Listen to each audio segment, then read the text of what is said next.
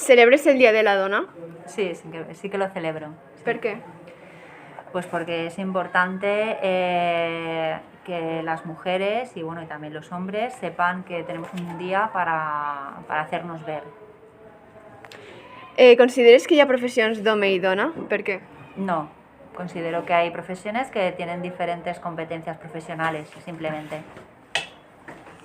Quines professions consideres que tenen una masca de gènere?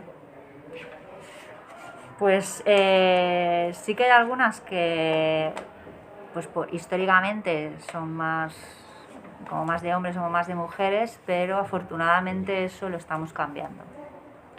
Destacaries alguna dona del centre i és la Patacona? Realmente todas las mujeres son importantes. Y lo que más me gusta del centro, eso sí que me gusta decir, es que en el equipo educativo, en el equipo directivo, haya mujeres fuertes y potentes que estén en la dirección. Destacaries alguna dona que ha deixat petjada en la teua vida? Per què? Pues todas las mujeres de mi vida son pues mi madre, sobre todo también mi abuela, mi bisabuela, no llega a conocerla, pero las historias que me han contado también son importantes, y mis hermanas, por su fortaleza y por su saber hacer. Moltes gràcies. A tu.